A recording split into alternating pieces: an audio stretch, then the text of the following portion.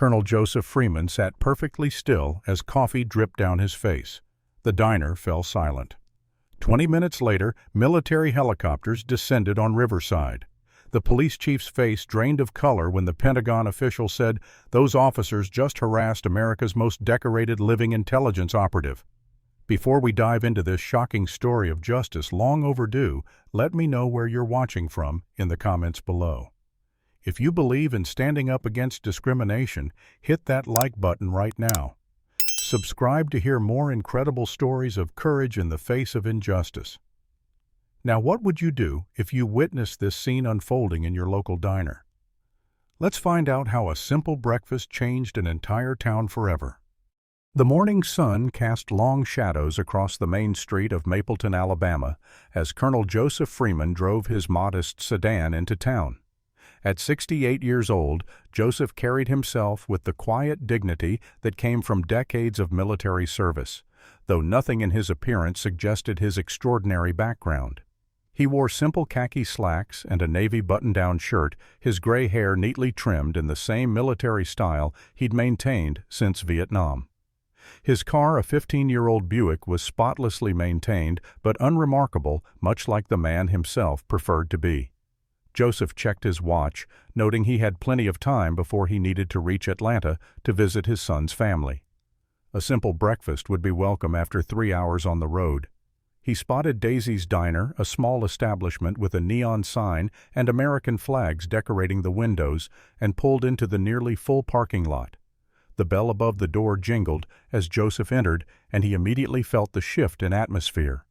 The busy hum of conversation didn't quite stop, but it certainly faltered.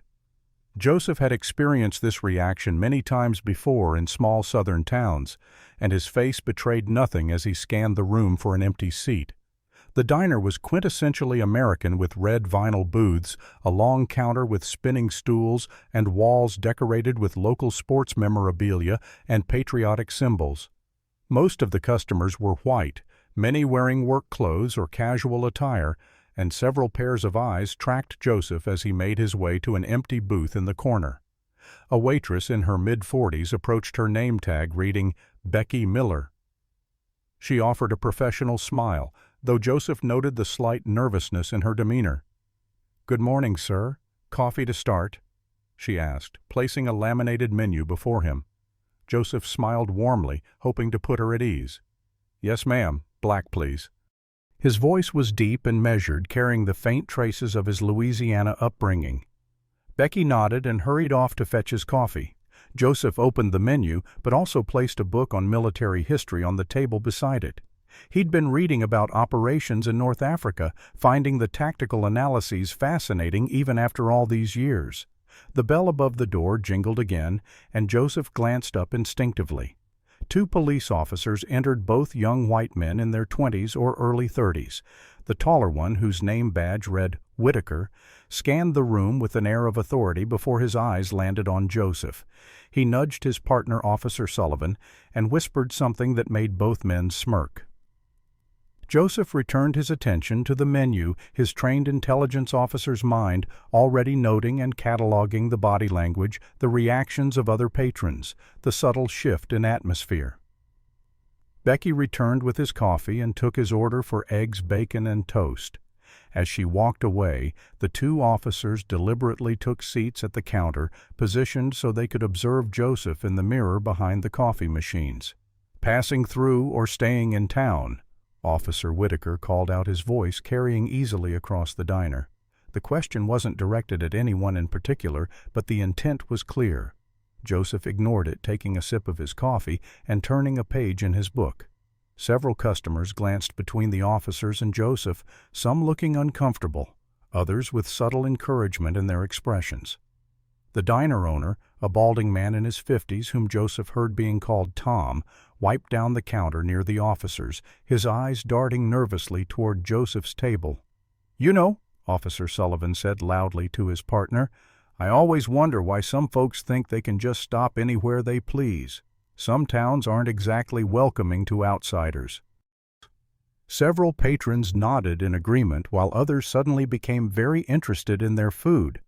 Joseph continued reading, appearing completely unbothered. His decades in intelligence had taught him to control his reactions, to observe without engaging unless absolutely necessary. When Becky brought his breakfast, she placed it down quickly and avoided eye contact. "Anything else I can get you?" she asked quietly. "No, thank you, ma'am. This looks perfect," Joseph replied, with the same polite tone he'd use anywhere else. As he began to eat, the officer's comments grew louder and more pointed. "Remember that guy last month, the one who thought he could just walk into the West Side grocery?" Whitaker said. "Yeah, we had to explain to him how things work around here." Sullivan laughed. Joseph methodically cut his eggs, his movements precise and unhurried. He'd faced far worse than small-town bullies during his career. He'd been one of the first black intelligence officers in his unit, had conducted operations behind enemy lines in Vietnam, had briefed presidents on matters of national security. These young men with badges had no idea who they were attempting to intimidate. After 20 minutes of escalating comments with Joseph continuing to eat and read as though he were completely alone, the officers apparently lost patience. They stood up from their stools and walked directly to Joseph's table, standing over him with their hands resting suggestively near their weapons. Joseph looked up, his calm eyes meeting theirs, his expression revealing nothing of the tactical assessments running through his mind. "ID, please," Officer Whitaker demanded, his tone making it clear this wasn't a request but an order. Joseph placed his fork down beside his nearly finished breakfast and looked up at the officers with calm, steady eyes. "May I ask what the problem is, officers?" His voice remained perfectly level, neither confrontational nor submissive. Whitaker's jaw tightened. "Just a routine check. We like to know who's passing through our town."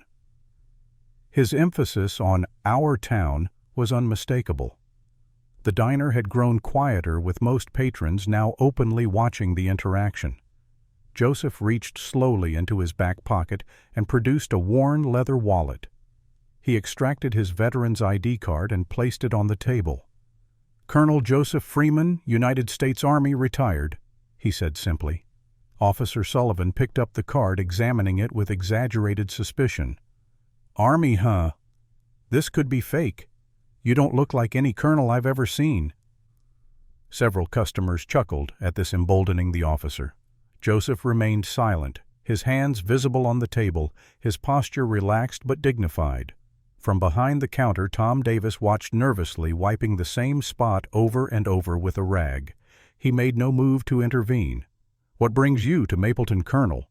Whitaker asked, making air quotes around the rank. "Just passing through on my way to Atlanta," Joseph replied concisely. Years of intelligence work had taught him to volunteer nothing beyond what was directly asked. "Atlanta? Huh, got family there?" Sullivan pressed, leaning closer. "Yes," Joseph answered, offering nothing more. This seemed to irritate the officers, who were clearly used to intimidating people into nervous chatter. "You're not very talkative, are you?" Whitaker said, his hand casually brushing against Joseph's coffee cup as he leaned on the table. The cup tipped over, spilling hot coffee across the table and directly onto Joseph's lap. "Oops," Whitaker said without a hint of sincerity. "Clumsy me." The hot liquid soaked into Joseph's khakis, but he didn't flinch. Decades of training and real-world operations had given him extraordinary self-control. He simply reached for a napkin and began blotting the coffee, his eyes never leaving Whitaker's face. This lack of reaction seemed to further agitate the officer. "That's a nice watch for someone just passing through," Sullivan commented, pointing to Joseph's wrist. "Where'd you get that? Looks expensive." The watch was indeed valuable. A Rolex Submariner with a scratch across its face. Joseph's mind flashed back to receiving it 25 years ago in Germany. General Matthews had pressed it into his hand after Joseph had uncovered a Soviet operation that would have compromised dozens of American agents. "Good work, Freeman," the general had said quietly. "This isn't official, but you saved a lot of lives today." The watch had been on his wrist ever since, through operations in 6 continents and countless dangerous situations. "It was a gift," Joseph said, simply continuing to clean up the spilled coffee. For service to my country." Sullivan scoffed. "Right. Service. Maybe we should check your car, make sure everything there is on the up and up. You wouldn't mind if we took a look, would you, if you've got nothing to hide?" Joseph straightened in his seat, his full military bearing becoming evident for the first time. "I do mind, actually. You have no probable cause for a search, and I do not consent." His voice remained calm, but carried an unmistakable authority that made several diners sit up straighter in their seats. Whitaker's face flushed red. He moved his hand to rest on his holstered weapon, a deliberate gesture of intimidation. "Listen here. In this town, when an officer asks to search your vehicle, the smart answer is yes, sir. Are we understanding each other?" The threat was unmistakable. Joseph assessed the situation with the same cool precision he'd used in far more dangerous circumstances. Two hostile subjects armed, civilian witnesses unlikely to intervene, physical resistance inadvisable given the officer's weapons and legal authority regardless of how illegally they were behaving. Time for a different approach. "Before we proceed further," Joseph said calmly, "I'd like to make one phone call." Whitaker and Sullivan exchanged glances momentarily thrown by this unexpected request. "This isn't an arrest. Yet," Sullivan said with a smirk. "You don't get a phone call." Joseph maintained his steady gaze. "Nevertheless, I'd like to make one. It will only take a minute. Then you can decide how you want to proceed." Something in Joseph's calm certainty made Whitaker hesitate. Then he laughed. "Sure, old man. Make your call. Call your lawyer. Won't make a difference in Mapleton." Joseph nodded once, reaching slowly into his jacket pocket. Joseph pulled out an antiquated flip phone that looked oddly official, more like government-issue equipment than a civilian device. The officers exchanged amused glances, clearly expecting him to call a family member or perhaps an attorney who would be helpless against their local authority. "This should be good," Whitaker snickered to his partner loud enough for nearby diners to hear. Several patrons chuckled while others watched with uncomfortable expressions. Joseph opened the phone and dialed a number from memory, his fingers moving with practiced precision. He placed the phone to his ear and waited, his expression betraying nothing. After 2 rings, a voice answered, and Joseph spoke in what seemed like a formal code. "Switchboard, this is Keystone. Authentication Sierra November 347. Requesting protocol Indigo at my location." The officers' smirks faltered slightly as they heard the unusual phrasing. The voice on the other end responded immediately, and Joseph continued. "Affirmative. Location is Daisy's Diner, Mapleton, Alabama, Main Street and Hickory Lane. Current situation involves 2 local law enforcement officers, badges displayed names, Whitaker and Sullivan, engaging in harassment and attempting illegal search and seizure. Authentication confirmed, understood. The clock is running." Joseph closed the phone calmly and placed it on the table. "Who exactly did you just call?" Whitaker demanded, his voice carrying a new edge of uncertainty. "Someone who will be very interested in what's happening here," Joseph replied simply. "I've initiated a 20-minute response protocol." Have you ever witnessed someone misuse their authority and wondered what you would do? Comment number 1 if you believe Joseph did the right thing by making that call, or number 2 if you think he should have handled the situation differently. Don't forget to like this video if you're intrigued by this mysterious call, and subscribe to follow this incredible story of justice. What do you think will happen when that 20-minute countdown ends? Let's continue and find out. "What is that supposed to mean?" Sullivan asked, his cockiness now tinged with confusion. "It means I suggest you reconsider your current course of action," Joseph said calmly. "We have 19 minutes remaining before the situation escalates beyond your control." The diner owner, who had been watching the confrontation with growing concern, finally approached the table. "Officers, maybe you should continue this elsewhere. You're disturbing my customers." "Stay out of this, Tom," Whitaker snapped. "Police business." "In my establishment," Tom countered, though his voice lacked conviction. "And what exactly did you mean by escalation?" Sullivan demanded, leaning closer to Joseph. Is that some kind of threat?" Joseph remained perfectly composed. "Not a threat, simply a statement of fact. In 18 minutes, this situation will be addressed at a federal level." Whitaker's laugh was forced. "You expect us to believe the feds are coming because some old man got his coffee spilled. Please." But his eyes darted to the windows, betraying his unease. "I don't expect you to believe anything," Joseph replied. "Time will demonstrate the truth." Several diners had abandoned any pretense of eating and were openly watching the confrontation. Becky, the waitress, hovered nearby, coffee pot in hand, uncertainty written across her face.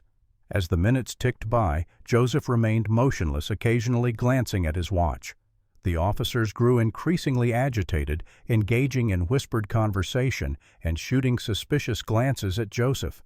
In his mind, Joseph recalled similar situations throughout his career. The time in Belgrade when he'd been cornered by Serbian intelligence and had to talk his way out while memorizing the contents of a classified document. The tense negotiations in Beirut that had secured the release of 3 American hostages. The covert meeting with a North Korean defector that had yielded critical intelligence on missile capabilities. He had faced down terrorist leaders, corrupt officials, and enemy combatants. These small-town officers had no idea whom they were dealing with. 15 minutes after the call, Joseph noticed Whitaker repeatedly checking his radio as if expecting a call from dispatch. Sullivan had positioned himself near the window, glancing outside with increasing frequency. "Your chief should be receiving a call right about now," Joseph commented mildly. As if on cue, Whitaker's radio crackled to life. "Unit 3, this is dispatch. Return to station immediately. Chief wants all officers back now." The officer's face paled slightly as he acknowledged the call. "This isn't over," he muttered to Joseph. "We're just getting started." Joseph nodded politely. "Indeed we are." As the officers reluctantly prepared to leave, the distant sound of helicopter rotors became audible. At first it was faint enough that only Joseph with his trained senses noticed it. But within moments the distinctive thump, thump, thump grew loud enough that everyone in the diner froze. Sullivan rushed to the window. "What the hell?" he exclaimed as the sound intensified. Joseph checked his watch. "Right on schedule," he murmured. The patrons began to rise from their seats, moving toward the windows as 3 military helicopters appeared on the horizon, heading directly toward Mapleton. The helicopters approached with military precision, 2 Blackhawks and a smaller command chopper, their rotors cutting through the morning air with thunderous authority. They descended toward the empty lot beside Daisy's diner, sending dust and debris swirling across the parking area. Diners pressed against the windows' faces, etched with disbelief. Officers Whitaker and Sullivan stood frozen, their earlier bravado replaced by visible apprehension. "What did you do?" Whitaker hissed at Joseph, who remained seated calmly finishing the last of his now cold coffee. "I simply reported a civil rights violation to the appropriate authorities," Joseph replied. Before the officers could respond, the helicopters touched down in perfect formation. The side doors of the lead Blackhawk slid open, and armed personnel in tactical gear emerged immediately, establishing a perimeter around the area. They wore no identifying insignia, but moved with the unmistakable discipline of elite military units. A black SUV with government plates screeched into the parking lot, having apparently been nearby when the call came in. From it emerged a tall African-American man in his 50s, wearing an immaculate suit flanked by 2 younger assistants carrying secure tablets. The man surveyed the scene, spotted the diner, and strode purposefully toward the entrance. Just as he reached the door, another vehicle arrived, this one a local police cruiser with lights flashing.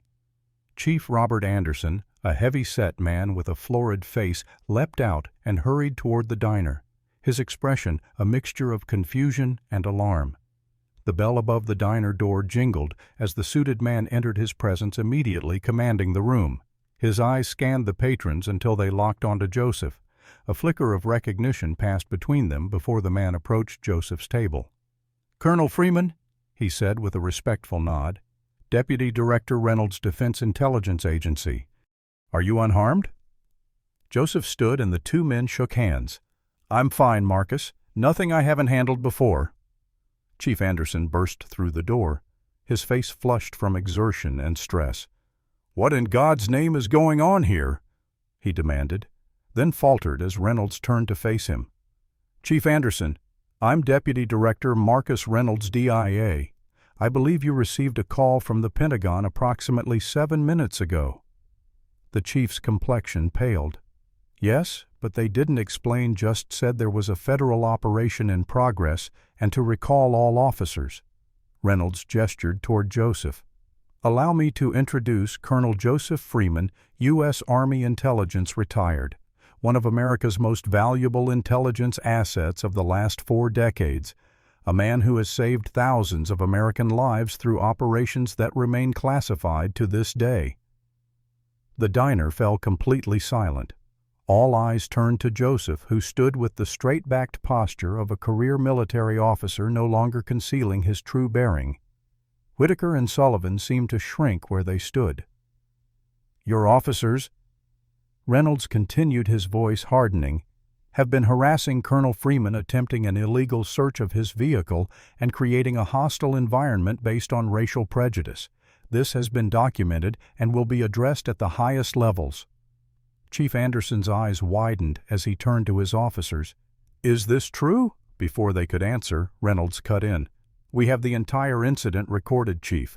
Colonel Freeman's authentication protocols activated audio surveillance the moment he perceived a threat." This wasn't entirely true, but Reynolds knew the psychological impact such a statement would have. "Officers Whitaker and Sullivan are suspended effective immediately." Chief Anderson declared, his voice shaking slightly. "Turn in your badges and weapons when we return to the station." The two men stood motionless, shock evident on their faces. Reynolds approached them, lowering his voice. "Be grateful that's all that happens today. The Colonel has friends in places you can't imagine." Throughout this exchange, Joseph remained calm, neither gloating nor showing anger. He had seen too much in his life to take pleasure in the humiliation of others, even those who had sought to humiliate him. The diner patrons watched in stunned silence, many of them now viewing Joseph with expressions ranging from awe to embarrassment. Becky, the waitress, approached tentatively, coffee pot in hand. "More coffee, sir. On the house, of course." Joseph smiled gently. "Thank you, ma'am. That would be nice." Reynolds motioned for Joseph to join him at a separate table. As they sat, Reynolds spoke in a low voice. "Joe, this wasn't a coincidence. We've had reports about this department for months. Civil rights complaints, questionable arrests, disproportionate targeting of minorities." Joseph nodded. "I suspected as much from their behavior. Too confident, too practiced." "You didn't plan this? Did you just happen to stop in the wrong diner at the wrong time?" Reynolds asked with a hint of a smile. "Or the right diner at the right time," Joseph replied. "Depends on your perspective." Joseph's mind drifted back to 1977 when he'd first joined Army Intelligence. The suspicious glances, the lost paperwork, the assignments designed to make him fail. The commanding officer who'd told him bluntly that certain people weren't suited for intelligence work. And the quiet determination that had driven him to prove them all wrong, to rise through the ranks on sheer ability until even his harshest critics couldn't deny his value. Reynolds tapped his tablet, bringing up a series of reports. "This goes beyond a couple of racist cops, Joe. There's a pattern here that suggests systematic abuse of power. The Pentagon is authorizing a full investigation." He looked up at Joseph. "The operation is now active. Your choice if you want to stay involved." Joseph glanced around the diner, at the shaken officers, at the watching patrons, some of whom couldn't meet his eyes, at the town outside where helicopters and federal agents had descended because one man had refused to accept injustice. "I think," Joseph said slowly, "I might delay my trip to Atlanta for a few days." The Mapleton Inn wasn't accustomed to housing federal agents, much less a retired colonel, who was now the center of the town's biggest story in decades. Joseph settled into room 12, a modest accommodation with faded floral wallpaper and a bed that had seen better days. he placed a single call to his son Marcus in Atlanta. "Dad, are you serious?" Marcus exclaimed after Joseph explained the situation. "You called in the cavalry over some small-town cops?" "Not exactly," Joseph replied. "The response was proportional to a broader issue. This isn't just about me, son." There was a pause on the line. "You never could walk away from something that needed fixing." Marcus finally said, a mixture of pride and exasperation in his voice. "The kids will be disappointed, but they'll understand. How long do you think you'll be there?" "A few days at most. I'll keep you posted." After hanging up, Joseph gazed out the window at the small town now buzzing with unusual activity. 3 unmarked federal vehicles were parked outside the municipal building. The local newspaper office across the street had a special edition sign hastily taped to its window. Mapleton was a town of 7,000 residents with a single main street lined with small businesses, churches on almost every corner, and neighborhoods that radiated outward like spokes on a wheel. It was typical of hundreds of similar communities throughout the South, places where time seemed to move more slowly and traditions, both good and bad, held firm. Within hours, Joseph's presence had transformed from that of an anonymous traveler to a controversial figure. He became aware of this when he stepped out for dinner and noticed the stares, the whispers, the people crossing the street to avoid passing him directly. At the same time, others approached with almost reverential respect, offering handshakes and awkward thanks for his service. The Bell and Whistle Cafe, where he chose to eat that evening, fell silent when he entered, then erupted in hushed conversations. The owner personally showed him to a table and refused payment for his meal. "It's an honor, sir," the man insisted. "My father was in Vietnam, too. Different experience than yours, I expect, but still." Joseph nodded, understanding the unspoken acknowledgement of the racial dynamics of that era. Back at the motel, a knock at his door revealed Becky Miller, the waitress from Daisy's Diner. She stood nervously in the hallway, clutching her purse. "Colonel Freeman, I'm sorry to disturb you. I wanted to apologize for this morning, for not saying anything when those officers were—" She trailed off, looking down. Joseph invited her in, offering her a seat at the small table by the window. "No apology necessary, Ms. Miller. Standing up to authority figures isn't easy." Becky shook her head. "But it's necessary sometimes. The thing is, what happened to you, it wasn't. It wasn't the first time." She went on to describe a pattern of incidents, the black family passing through, whose car was searched without cause. The Hispanic delivery driver repeatedly pulled over the few black residents who were subjected to random checks on a regular basis. "Most of us just look away," she admitted. "It's easier. But watching what you did today, how you handled it with such dignity." Joseph listened intently, asking occasional questions that revealed his intelligence training: who, what, when, where patterns of behavior, names of witnesses. By the time Becky left, he had filled several pages of the hotel notepad with notes. The next morning, Joseph was surprised to find Officer Sullivan waiting in the motel parking lot, out of uniform and visibly nervous. "Can we talk?" the young officer asked, glancing around to ensure they weren't observed. "Privately." In his room, Sullivan perched on the edge of a chair, his posture tense. "I've been on the force less than a year," he began. "Whitaker's been my training officer. I followed his lead, did what he said was normal procedure." He looked up, meeting Joseph's eyes for the first time. "But it isn't normal, is it? Not according to actual police procedure." "No," Joseph confirmed, "it isn't." Sullivan reached into his jacket and pulled out a small notebook. "I've been keeping track of incidents, times when I felt uncomfortable with what we were doing but went along with it. Names, dates, what happened." He placed the notebook on the table between them. "There's more. Evidence that might be useful to your investigation." Joseph studied the young man. "Why are you doing this, Officer Sullivan?" Sullivan was quiet for a moment. "My grandfather was a cop in Birmingham in the 60s. He told me stories before he died about things he regretted, times he stood by and did nothing when he should have spoken up. I don't want to be telling those same stories to my grandkids someday." Joseph nodded, understanding. The investigation expanded rapidly over the next 2 days. Federal agents conducted interviews throughout the community. Joseph, with his decades of intelligence experience, became an informal advisor, helping to identify patterns and connections that might otherwise have been missed.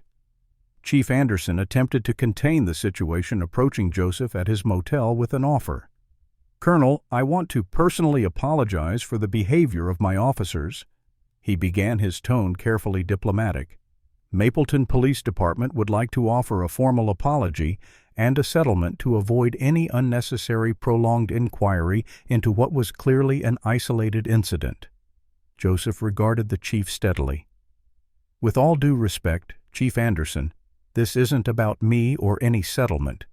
This is about a pattern of behavior that has affected many people in this community." The chief's conciliatory demeanor hardened slightly. "I'm afraid you're mistaken about that, Colonel.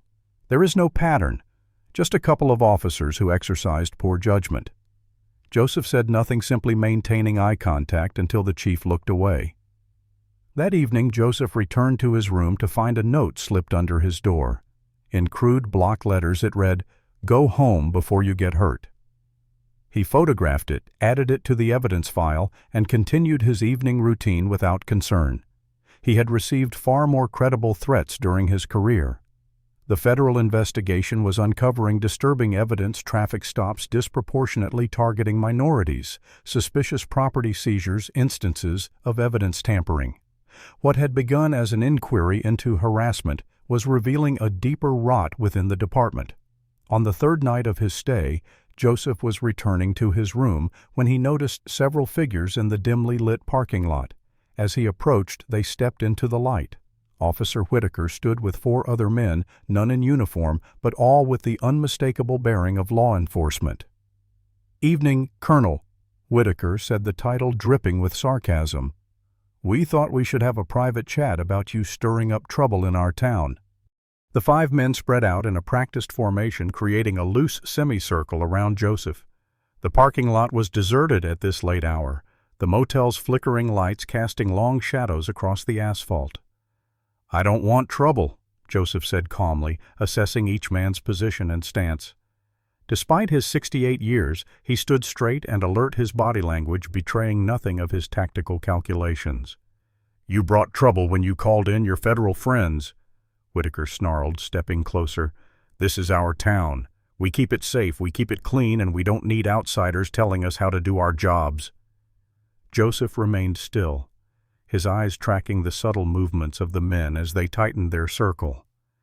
He noticed one man resting his hand on something in his jacket pocket. Another was flexing his fingers, preparing for physical action. "Your job is to uphold the law and protect all citizens equally," Joseph replied. "That's not what's been happening in Mapleton." Whitaker's face contorted with anger. "You don't know anything about this town or what it needs." He lunged forward suddenly, grabbing Joseph's shirt collar. "You're going to call off your Fed friends and get out of town, or you're going to have an accident. Understand?" What happened next occurred so quickly that the men barely had time to react. Despite his age, Joseph moved with the fluid precision of someone who had maintained rigorous training throughout his life. He broke Whitaker's grip with a simple wrist movement, simultaneously sidestepping and using the officer's momentum to send him stumbling forward. When 2 of the other men rushed him, Joseph executed a series of defensive moves that left one man winded on the ground and another clutching a painfully twisted arm. He never threw a punch, never initiated contact, but simply redirected their aggression with expert efficiency. The remaining 2 men froze, suddenly unsure.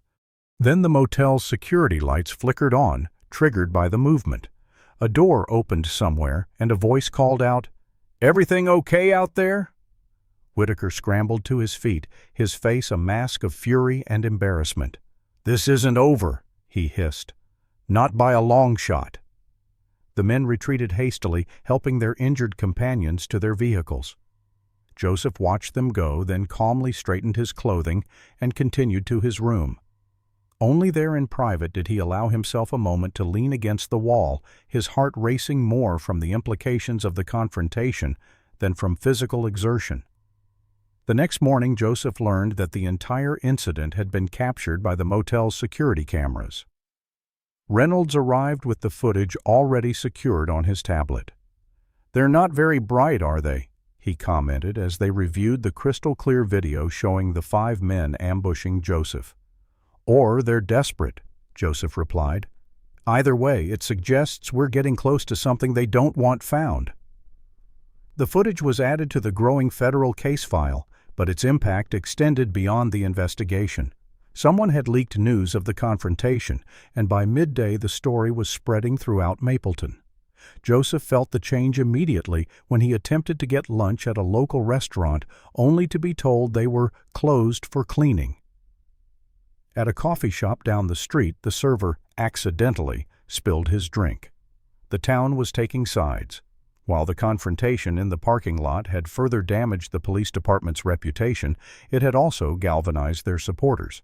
Signs appeared in some store windows, "We support Mapleton PD," and "Outsiders go home." Yet Joseph also noticed other residents going out of their way to show support, whether through a nod of acknowledgement, a handshake, or a quiet word of encouragement. That afternoon, Reynolds arranged for Joseph to have federal protection. "We're not taking any chances," he explained as he introduced 2 agents who would rotate shifts outside Joseph's motel room.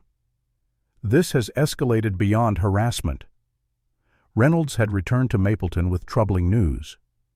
What began as a civil rights investigation has uncovered something much larger, he explained as they sat in Joseph's room, voices low despite the privacy. "We've found financial irregularities in the department's seizure records, large amounts of cash and valuables that were confiscated but never properly logged into evidence." Joseph's intelligence training immediately made the connection. "Drug money." Reynolds nodded grimly. "Possibly. We're tracking unusual banking activity among several officers, including substantial cash deposits that don't align with their salaries."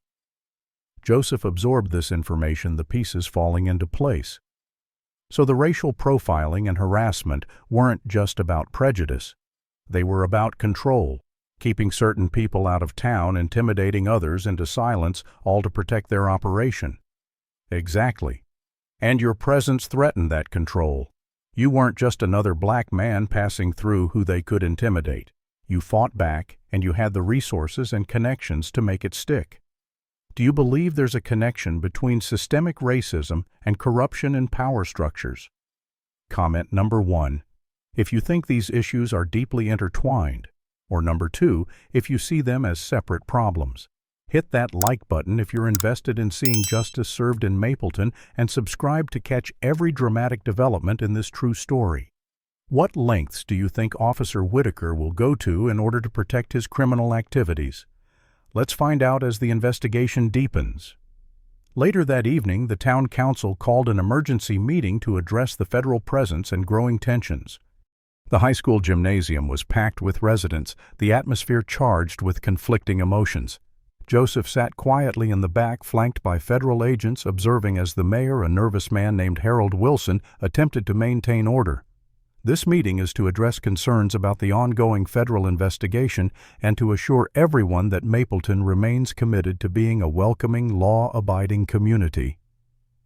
The mayor began, his voice nearly drowned out by murmurs from the crowd. Chief Anderson took the podium, his expression somber. "I want to assure all citizens that the Mapleton Police Department is cooperating fully with federal authorities. The actions of a few individuals do not represent our department's values or practices." This statement was met with mixed reactions, shouts of support competing with skeptical muttering. When the floor opened for public comments, the divisions became even clearer. Some residents defended the police passionately, citing personal positive experiences. Others stepped forward with stories of harassment and discrimination that had previously gone unspoken. The tension peaked when someone shouted, "Let's hear from the man who started all this." All eyes turned to Joseph. After a moment's hesitation, he rose and walked to the podium, his posture straight, his gait steady. The gymnasium fell silent. "My name is Colonel Joseph Freeman," He began, his deep voice carrying effortlessly through the room. "I did not come to Mapleton looking for trouble. I stopped for breakfast on my way to visit my son and grandchildren in Atlanta. What happened next was not my choice, but how I responded to it was." He paused, looking out at the sea of faces. "I have served this country for over 40 years in ways many of you will never know about. I've worked in the shadows to protect American lives and interests around the world. I've briefed presidents and generals.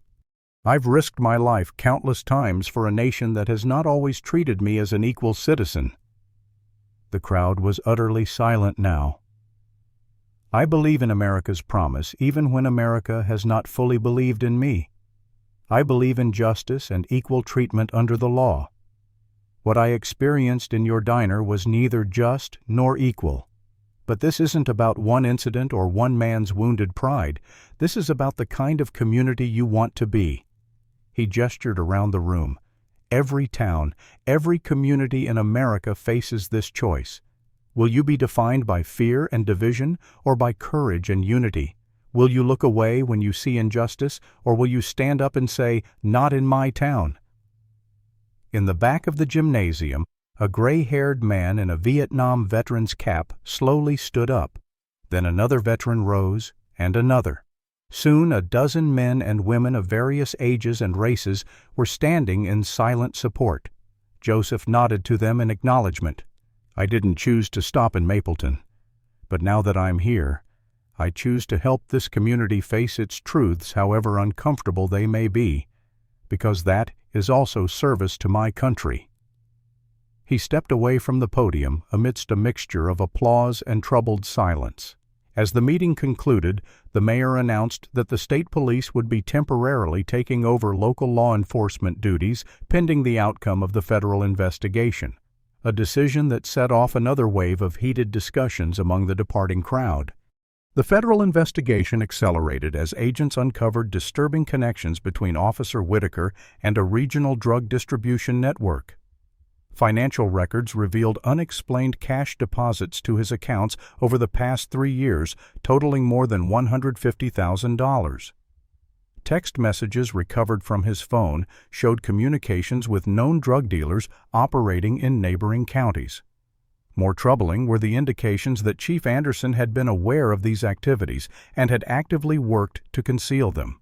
Evidence logs had been altered, complaints against certain officers consistently dismissed, and department resources allocated in ways that protected the operation rather than the public. Joseph, drawing on his intelligence background, helped agents map the relationships and money flows, identifying patterns that might otherwise have been missed. "It's not just Whitaker," he explained to Reynolds as they reviewed the evidence board in the temporary Federal Command Center. "This is too sophisticated for one officer to manage alone. The chief is involved, certainly, but there are others." Sullivan had become a crucial witness, providing insights into departmental operations and identifying other officers who might be implicated. His decision to become a whistleblower had not come without cost. He'd received threats, had his car vandalized, and been ostracized by former colleagues. Yet he continued to cooperate, driven by a growing conviction that he was finally doing what was right. As news of the investigation spread, national media descended on Mapleton. Satellite trucks lined Main Street, and reporters conducted interviews with locals about the unfolding scandal.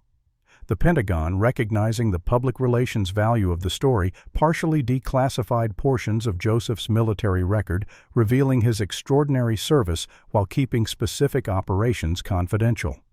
The revelation stunned many Mapleton residents. Joseph had been part of intelligence operations that had prevented terrorist attacks, rescued hostages, and provided critical information during international crises. He had received commendations from 5 presidents and been instrumental in operations on 4 continents. This was the man their police officers had harassed over breakfast. As Joseph's true background became known, more town residents began coming forward with their own stories of police misconduct. A pattern emerged of systematic targeting of minorities, particularly those passing through town. travelers would be stopped, subjected to searches, and often presented with a choice: pay an immediate fine in cash or face arrest and impoundment of their vehicle. Most chose to pay and leave town as quickly as possible, never filing formal complaints. Local black residents described a different but equally troubling pattern: constant surveillance, pretextual stops, and implied threats that kept them from speaking out. Joseph visited the homes of several black families who had lived in Mapleton for generations, listening as they shared decades of experiences with discrimination. An elderly man named Walter Jackson invited Joseph to sit on his front porch and told him about 70 years of life in Mapleton. "Nothing much has changed," he said, rocking slowly in his chair. "Just got more subtle.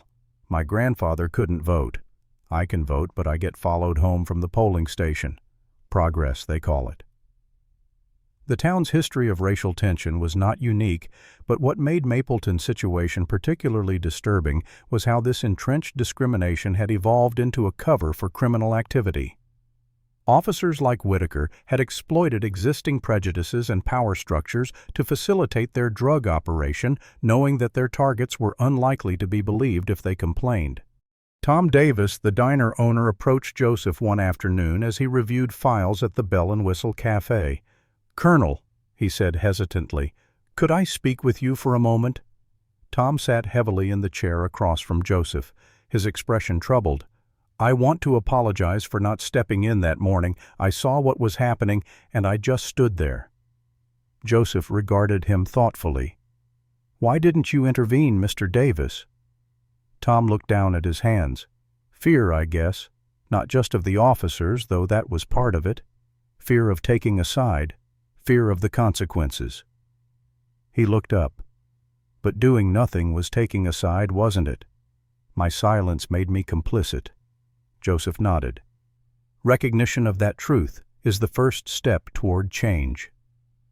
As the investigation progressed, Joseph worked with community leaders to form a coalition addressing systemic racism in Mapleton. Churches, civic organizations, and ordinary citizens came together to discuss how to create lasting change once the federal agents departed. The process was not always smooth. A town hall meeting focused on racial reconciliation became heated when long-suppressed grievances were finally aired publicly. The mayor, still hoping to minimize the scandal, attempted to frame the problem as limited to a few bad apples in the police department. "This is not who we are as a community," he insisted from the podium. An elderly black woman rose from her seat. "This is exactly who we've been," she countered, her voice strong despite her years. "The question is, who do we want to become?"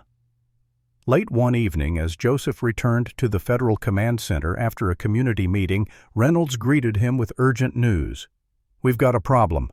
Our surveillance team lost track of Whitaker 2 hours ago. His phone is off, credit cards inactive. He's running." Joseph's mind immediately shifted to tactical assessment. "He knows we're close to building a case." "Has Sullivan been secured?" Reynolds nodded. "We've moved him to a safe location, but Whitaker has connections we haven't fully mapped yet, and he's desperate."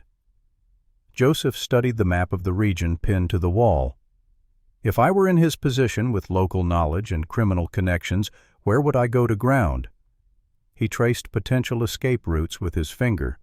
"Have you checked the abandoned Marshall factory on County Road 27? It was mentioned in several of the texts as a meeting location." Reynolds immediately dispatched agents to investigate. Within an hour, they reported signs of recent activity at the site. "We need to move quickly," Joseph advised, "but carefully. Whitaker is cornered, and that makes him dangerous." As the agents prepared to raid the factory, Joseph received an alarming call from Sullivan. "Colonel Whitaker just contacted me. He knows I've been working with you. He says if I don't meet him at the factory, he's going to release information that will get people killed, including my family." Joseph's expression remained calm, but his mind raced. "Don't go. We already have agents en route." "You don't understand." Sullivan's voice shook. "He mentioned details about my sister in Chicago, my parents' address. He has people watching them right now." "Stay where you are," Joseph instructed. "I'm coming to you." He ended the call and turned to Reynolds. "We have a new complication. Whitaker is using Sullivan's family as leverage. He wants Sullivan to meet him at the factory." Reynolds frowned. "It's obviously a trap." "Yes," Joseph agreed. "But it also confirms he's there. And now we have an opportunity to resolve this without a potentially violent raid." Reynolds shook his head. "Joe, you're not an active operative anymore. Let the tactical team handle this." Joseph's expression was resolute. "Marcus, you know as well as I do that a hostage negotiator with a personal connection to the situation has the best chance of a peaceful resolution. And like it or not, I'm already involved." The abandoned Marshall factory loomed against the night sky, its broken windows and rusted infrastructure creating an ominous silhouette. Federal agents had established a perimeter at a distance, their vehicles hidden and lights extinguished to avoid alerting Whitaker to their presence. Joseph sat in an unmarked car with Reynolds and Sullivan finalizing their approach. "He'll be expecting you," Joseph told Sullivan. "But not me. I'll enter from the rear while you approach the main entrance. Keep him talking, keep his attention focused on you." Sullivan nodded nervously, his face pale in the dim light. What if he's not alone? "The thermal imaging suggests only one person inside," Reynolds said, checking the tablet displaying surveillance data. "But we can't rule out accomplices nearby." Joseph checked his watch. "The tactical team is in position. If anything goes wrong, they'll move in immediately." He placed a hand on Sullivan's shoulder. "Remember, your job is just to keep him engaged. Don't try to be a hero." Sullivan attempted a smile. "That's your department colonel." With communications equipment in place and a bulletproof vest concealed beneath his jacket, Joseph made his way through the darkness toward the factory's rear entrance. Despite his age, he moved with the stealth and precision of his training, each step careful and deliberate. Years of covert operations had ingrained these movements into muscle memory. He could hear Sullivan's voice through his earpiece as the young officer approached the main entrance. "Whitaker, it's me. I'm alone just like you asked." Joseph slipped through a broken door into the factory's cavernous interior. The building had once manufactured textile equipment but had been abandoned for 20 years. Massive machinery stood like sleeping giants in the shadows, and the concrete floor was littered with debris. He moved silently from one point of cover to the next, guided by the sound of voices now echoing through the building. "You betrayed me, Sullivan!" Whitaker's voice rang out tight with anger. "After everything I taught you." "You taught me to break the law," Sullivan responded, his voice remarkably steady. "To harass innocent people. That's not what I signed up for." Joseph reached a position where he could see both men. They stood in what had once been the factory floor, illuminated by a single portable work light. Whitaker had positioned himself behind Sullivan, using the younger officer as a shield, a gun pressed to his back. Joseph assessed the situation calmly. The angle was wrong for the snipers positioned outside. He would need to change the dynamic. "How much did they offer you to turn on me?" Whitaker demanded. "Whatever it was, it won't be worth it when your sister opens her door tomorrow morning and finds someone waiting for her." "No one offered me anything," Sullivan replied. "I came forward because it was the right thing to do." Whitaker laughed harshly. "The right thing? You sound like that self-righteous colonel. You have no idea what the real world is like." "I think he understands more than you realize," Joseph said, stepping into the light. Whitaker spun, dragging Sullivan with him, his gun now shifting between the two targets. "You," he spat, "should have known you'd be involved." Joseph remained perfectly still, his hands visible at his sides. "Officer Whitaker, you've put yourself in an impossible situation. There are federal agents surrounding this building. Your only option now is to surrender peacefully." Whitaker's laugh was tinged with desperation. "Surrender to what, 20 years in prison?" "No thanks, Colonel." "Let Sullivan go," Joseph said calmly. "He's not the one you're angry with. This is between you and me now." "You think you know me?" Whitaker's voice rose. "You just breezed into town and decided you understood everything about my life, my choices." Joseph took a careful step forward. I know more than you might think. I know about your father's arrest when you were 12, how you had to move in with your uncle after your mother couldn't cope." Whitaker's expression flickered with surprise. "How did you—" "It's my job to know things, Officer Whitaker. Or it was. I know you graduated top of your class at the academy, that you had recommendations for state police training but chose to return to Mapleton instead." Joseph took another step. "I know that your path to this moment began with choices that probably seemed small at the time. Looking the other way, taking a small cut, telling yourself it was justified because the department was underfunded because you deserved more." Whitaker's grip on Sullivan loosened slightly as Joseph spoke. "You don't know anything about my life," he said, but the conviction in his voice was wavering. "I know what it's like to be underestimated and overlooked," Joseph continued, taking another step closer. "To feel that the system is stacked against you. The difference is what we chose to do with that feeling." Sullivan remained completely still, his eyes fixed on Joseph, taking his cue from the older man's remarkable calm. "You have a choice right now, Officer Whitaker," Joseph said, now close enough that the gun was pointed directly at his chest.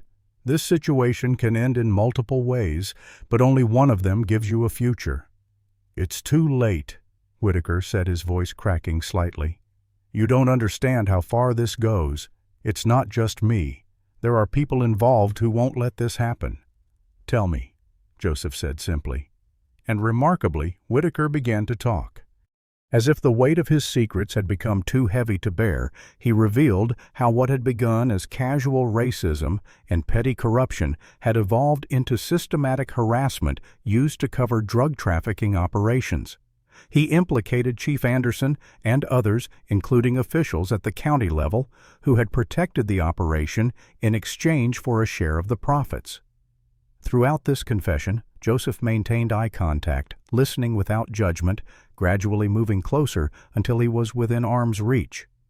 "The chief will never let this get to court," Whitaker said finally, the gun now hanging loosely in his hand. "He has too much to lose." "The chief has already been taken into custody."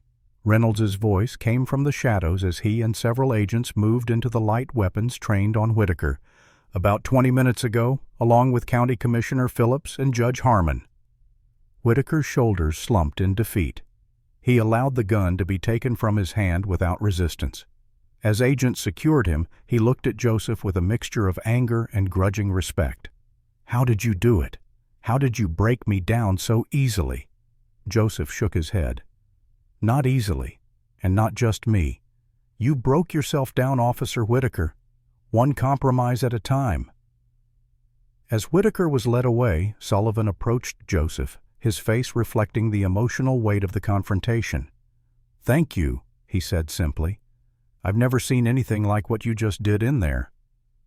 Joseph placed a hand on the young man's shoulder. "You showed real courage tonight, both in coming forward and in facing him." Outside the factory, emergency vehicles' lights painted the night in flashing red and blue. Reynolds approached Joseph as medics checked him over despite his protests that he was unharmed. "That was quite a performance," Reynolds said. "Reminded me of Beirut '94. Joseph smiled slightly. "I was younger then, took fewer risks." "I don't know about that," Reynolds replied, glancing at the factory. "The psychology was brilliant, though, getting him to see you as a father figure to confess to rather than an adversary." Joseph winced slightly as he shifted position, revealing a small bloodstain on his shirt where a piece of metal had caught him during his covert entry to the building. "Not entirely psychological," he admitted. "Sometimes you have to be willing to put yourself at risk to earn trust." As dawn broke over Mapleton, news spread quickly of the night's events and the widespread arrests. What had begun as a single incident of harassment in a diner had uncovered a web of corruption that had ensnared police officers, public officials, and business leaders throughout the county. And at the center of it all was a 68-year-old retired colonel who had simply stopped for breakfast on his way to visit his grandchildren. 3 months passed before Joseph Freeman returned to Mapleton. Summer had given way to early autumn, painting the surrounding hills with splashes of red and gold. He drove the same sedan down Main Street, noting the changes that were subtle yet significant. The "We Support Mapleton PD" signs had been replaced by banners announcing a community festival. New faces in police uniforms nodded respectfully to pedestrians of all races. Outside the municipal building, a freshly installed plaque commemorated the reformation of the town's institutions. Joseph parked outside Daisy's diner, straightened his tie, and stepped inside. Unlike his first visit this time, heads turned in recognition rather than suspicion. Becky Miller, still wearing the same apron but carrying herself with new confidence, approached with a warm smile. "Colonel Freeman, we heard you were coming today. Your usual table is ready?" She led him to the same corner booth he had occupied that fateful morning, now marked with a small brass plaque reading, "Reserved." On the walls, Joseph noticed a new display featuring photographs of local veterans of all races, including one of himself in his dress uniform from decades earlier. "The Veterans Wall was Tom's idea," Becky explained, following his gaze. "After everything happened, he wanted to recognize all those who served regardless of background." She poured his coffee without asking. "Black, right?" "Perfect," Joseph replied, noting that Tom Davis himself was watching nervously from behind the counter. The diner owner approached, after a moment, extending his hand. "Colonel, I can't thank you enough for coming back for the ceremony. It means a lot to the town, to all of us." Joseph shook his hand firmly. "I'm glad to see the changes, Mr. Davis." "Please, it's Tom. And yes, there have been many changes. Becky here is heading our new Community Relations Committee. We meet monthly to address concerns from all parts of town." Becky blushed slightly at the recognition. "It's not much yet, but we're making progress. The new police chief actually listens." The new chief was a state police veteran named Sarah Martinez, appointed after a nationwide search.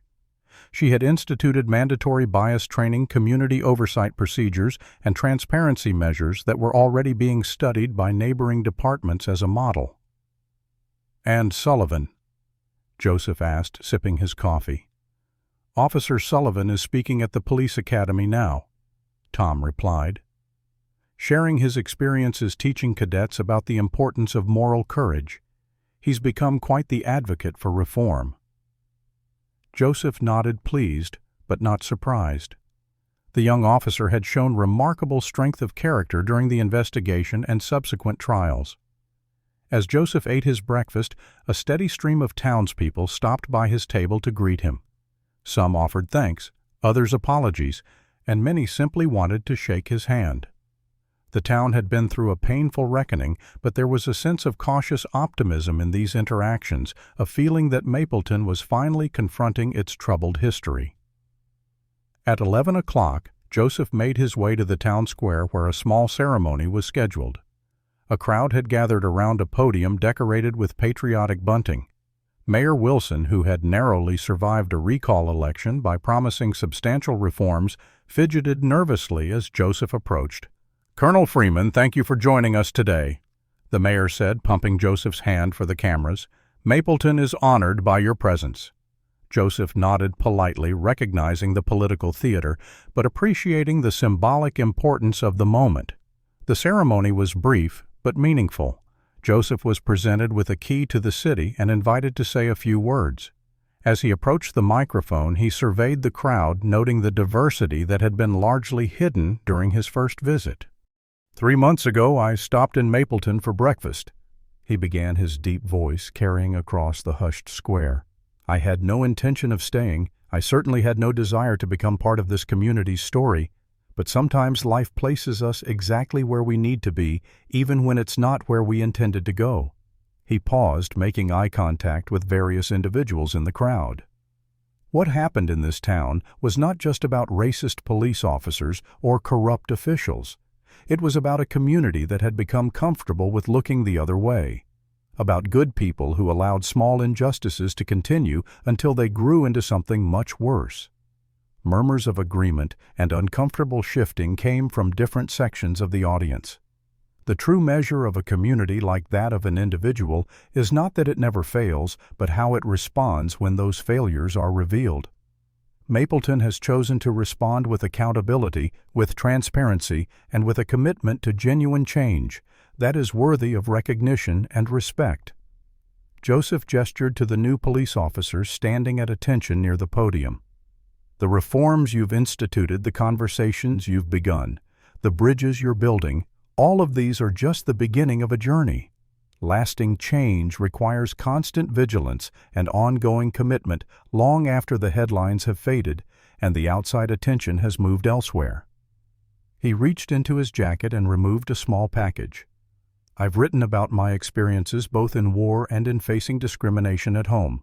This advance copy is for your town library, with the hope that future generations will understand both how far we've come and how far we still have to go. After the ceremony, Joseph visited several community centers and schools, speaking with residents about their experiences before and after the investigation. The systemic changes had spread beyond Mapleton, with state authorities launching inquiries into several neighboring departments based on evidence uncovered during the original case. The trials of Whitaker Anderson and the other conspirators had made national news, with all of them eventually pleading guilty to various charges ranging from civil rights violations to drug trafficking and corruption. As evening approached, Joseph met his son Marcus and his grandchildren at the town's renovated park. 10-year-old Elijah and 8-year-old Zoe ran to embrace their grandfather, excited to see him after his extended absence. "Are you a hero, Grandpa?" Elijah asked, eyes wide. "The kids at school said you're in their history books now." Joseph chuckled. "I'm just a man who couldn't look the other way, Elijah. That's not heroism, that's citizenship." As they walked through the park, Joseph was struck by how naturally the town had integrated his family's visit. There were no awkward stares, no crossing to the other side of the path, just normal greetings and the occasional respectful nod. While they could never know if these changes would have occurred without the dramatic events that triggered them, Joseph found himself cautiously optimistic about Mapleton's future. That evening, back at Daisy's diner for a farewell dinner, Becky served Joseph's table personally. "Your coffee," she said, placing the cup before him with a smile. Then, with a warmth that reflected the town's transformation, she added, "And thank you for your service, Colonel Freeman, all of it."